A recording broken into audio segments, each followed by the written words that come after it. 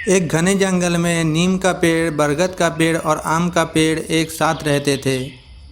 वो तीनों बहुत अच्छे दोस्त थे। एक दिन अचानक इस बात पर वो लोग लड़ने लगे कि कौन सबसे बेहतर और कौन सबसे अच्छा है। पर हम तीनों में सबसे बेहतर मैं हूँ। मेरे ऊपर बहुत सारे पक्षी अपना घोंसला बनाकर रहते हैं। गर्मी के दिनों में बहुत सारे पशु मेरे नीचे आराम करने आते हैं। मेरी छाँव में आराम करने कल जंगल के राजा शेर भी आए थे। तुम दोनों में से सबसे बेहतर मैं हूँ। मैं आम का पेड़ हूँ, आम का। दूर दूर से पशु पक्षियाँ मेरे पास मेरे मीठे फल खाने आते हैं। उनकी भूख मिटाता हूँ।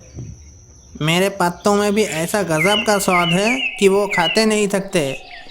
आम फलों का राजा होता है, क्या तुम्हें ये बात पता नहीं है? और मैं नीम का पेड़ हूँ, नीम का। जब जंगल में जानवर बीमार पड़ते हैं तो मेरे ही फल और पत्ते ले जाकर दवाइयाँ बनाते हैं। कितने ही जानवरों को मरने से बचाया है मैंने, और मेरे ही लकड़ियों से कितने पशु पक्षियों ने अपना घोंसला बनाया है। वो तीनों खुद की तारीफ करते करते अचानक एक दूसरे को भला बुरा कहने लगे। तुम दोनों खुद को देखो। नीम, तुम तो कितने कड़वे हो। जो तुम्हें खाता है उसकी ज़बान ही कड़वी हो जाती है। और आम, तुम तो कितने कमज़ोर और रूखे सूखे हो। और तुम दोनों खुद को देखो ज़रा। नीम, तुम्हारे फल इतने कड़वे होते हैं कि वो खाने के लायक होते ही नहीं है। कोई नहीं खा पाता उन्हें। और बरगद, तुम तो कितने मोटे और भद्दे दिखते हो। मुझे ऐसा बोलने की तुम दोनों की हिम्मत कैसे हुई? आम, तुम तो साल में एक ही बार फल देते हो और पूरा साल मुरझाए पड़े रहते हो। और बरगद, तुम तो कितने आलसी हो। उसी वक्त पास से पीकू चिड़ा गुजर रहा था।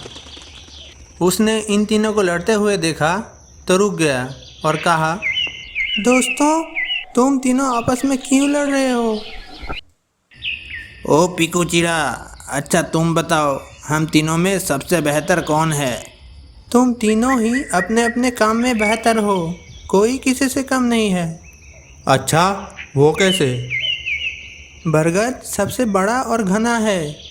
वो वातावरण में सबसे ज़्यादा ऑक्सीजन छोड़ता है, जिससे हम पशु पक्षियाँ आराम से सांस ले पाते हैं और उसकी छाँव में आराम करते हैं। और आम का पेड़ हर साल हमें मीठे फल देता है, जिससे हमारा पेट भरता है। और नीम के पेड़ से हम अपने घर बनाते हैं, घर का सामान बनाते हैं और दवाइयाँ बनाते हैं। और नीम के पेड़ से हम अपने दांत भी साफ करते हैं। तुम तीनों ही अपनी अपनी जगह पर सही हो और अपना काम बखूबी करते हो। हम दोस्त हैं, हमें एक साथ रहना चाहिए और एक दूसरे की मदद करनी चाहिए। कौन पतला है, कौन मोटा है, कौन काला है, हमें ये नहीं देखना चाहिए। हमें एक दूसरे के गुणों को देखना चाहिए।